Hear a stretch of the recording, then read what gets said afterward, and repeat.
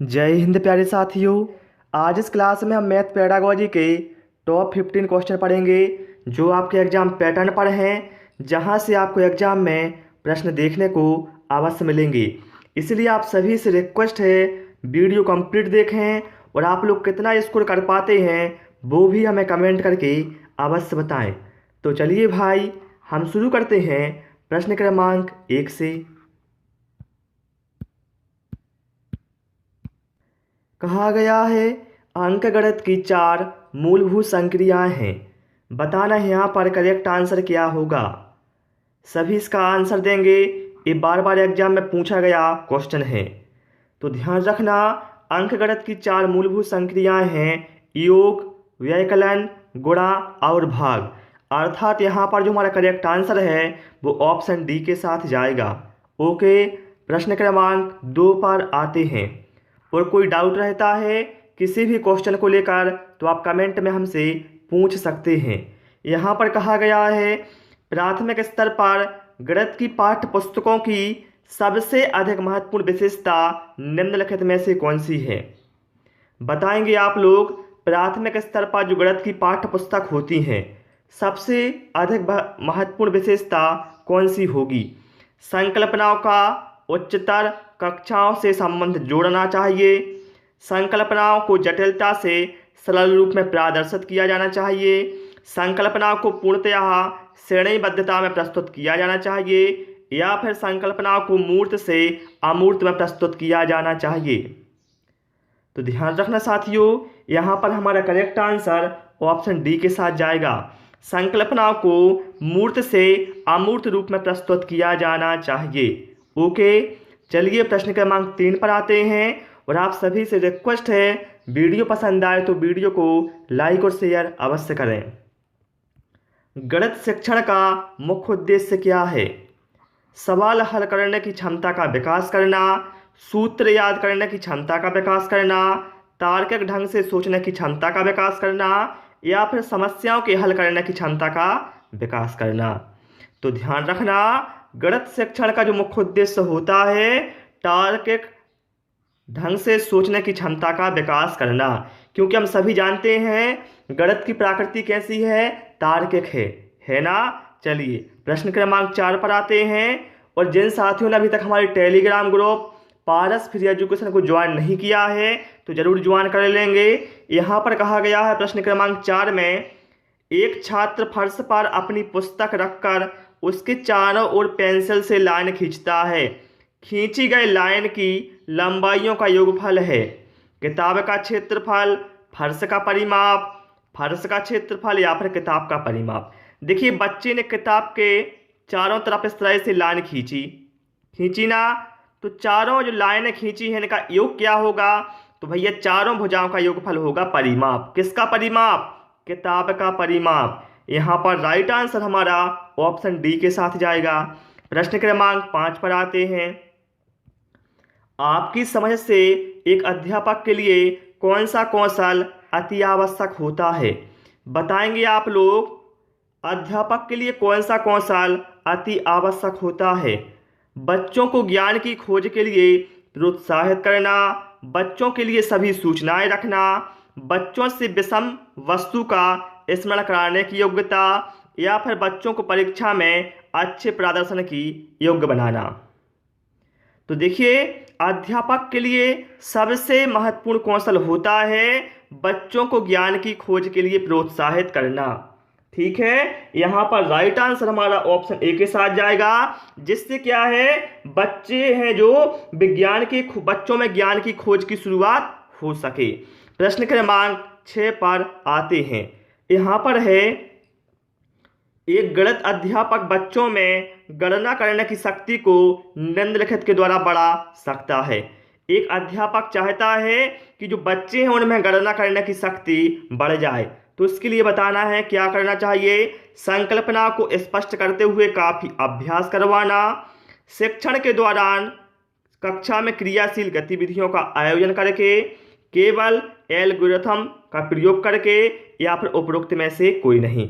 तो शिक्षक क्या कर सकता है, शिक्षण के दौरान क्रियाशील गतिविधियों का आयोजन करके बच्चों में गणना करने की शक्ति का विकास कर सकता है या फिर बढ़ा सकता है। ओके, चलिए प्रश्न क्रमांक 7 पर आते हैं। निम्नलिखित समुदायों में से कौन सा गणित में प्रश्न हल करने का कौशल है? चित्रांकन करना, पीछे से हल करना, रट लेना, या फिर विवेचन करना, चर का प्रयोग करना, या फिर प्रतिरूप देना। कंठस्थ करना, फिर उसके बाद अनुमान लगाकर परीक्षण करना, फिर उसके बाद चित्रांकन करना, फिर प्रश्न त्रुटि विधि, चित्रांकन करना या फिर कंठस्थ करना। तो देखिए, गणित में प्रश्न हल करने का कौशल क्या है? विवेचन करना, चर का प्रयोग करना और प्रतिरूप देखना। यहाँ पर राइट आंसर हमारा ऑप्शन बी के साथ जाएगा। ओके, चलिए भाई प्रश्न क्रमांक 8 पर आते हैं। क्षेत्रफल की अवधारणा से परिचित कराने के लिए शिक्षक खालिस्तान से शुरुआत कर सकता है। यदि शिक्षक को बच्चों को क्षेत्रफल की अवधारणा से परिचित कराना है तो बताना है शिक्षक कैसे शुरुआत कर सकता है। भिन्न आकार की आकृतियों का क्षेत्रफल ज्ञात करने के लिए सूत्रों को स्पष्ट करना, हथेली, पत्ते, नोटबुक आदि से विभिन्न वस्तुओं की सहायता से किसी आकृति के क्षेत्रफल की तुलना करना, आयत की लंबाई और चौड़ाई का पता लगाना और आयत के क्षेत्रफल के सूत्र का प्रयोग करते हुए क्षेत्रफल ज्ञात करना, या फिर इकाई वर्ग गणित की सहायता से आकृतियों का क्षेत्रफल ज्ञात करना।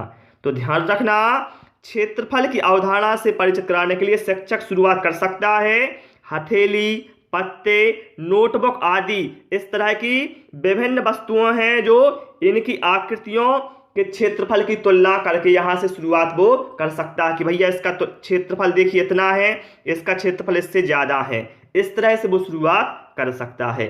ठीक है, प्रश्न क्रमांक 9 पर आते हैं।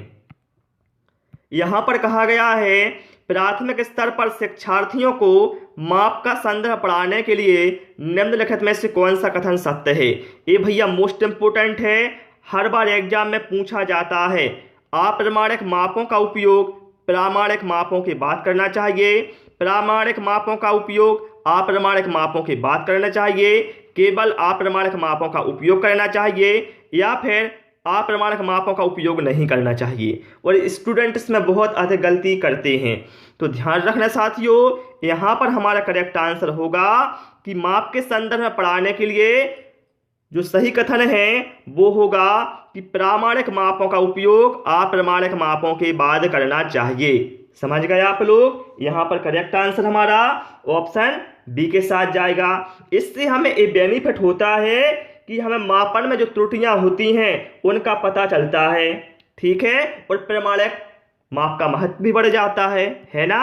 चलिए प्रश्न क्रमांक 10 पर आते हैं। गणितीय खेल और पहेलियां मदद करती हैं। बताना है गणितीय खेल और पहेलियां किस किस में मदद करती हैं।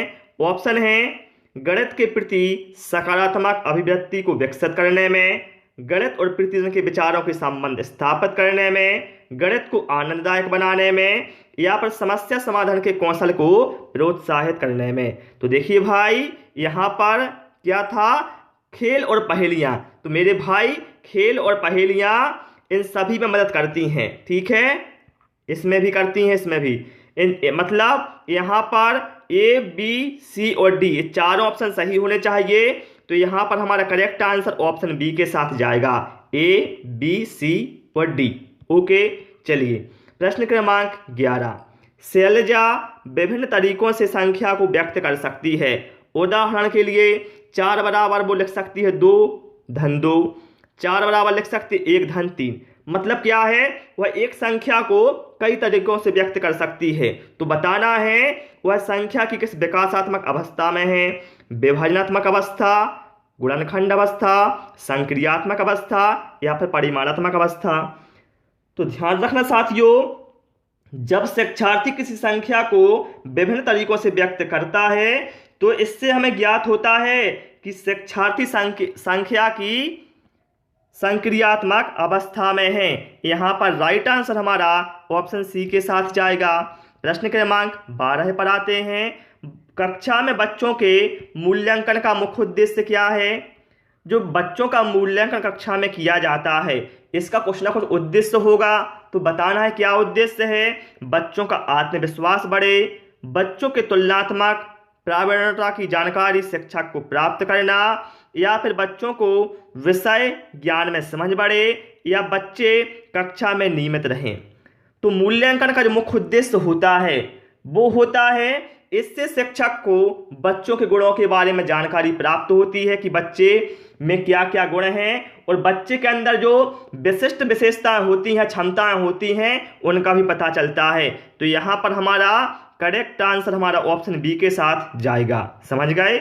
चलिए प्रश्न क्रमांक 13, आयत का क्षेत्रफल ज्ञात करने हेतु आवश्यकता होती है प्रक्रियात्मक ज्ञान की, अवधारणात्मक ज्ञान की, प्रक्रियात्मक एवं अवधारणात्मक ज्ञान, या फिर उपरोक्त में से कोई नहीं। तो देखिए आयत का क्षेत्रफल ज्ञात करने के लिए साथियों प्रक्रियात्मक और अवधारणात्मक इन दोनों तरह के ज्ञान की आवश्यकता होती है, इसलिए यहां पर हमारा करेक्ट आंसर ऑप्शन सी के साथ जाएगा।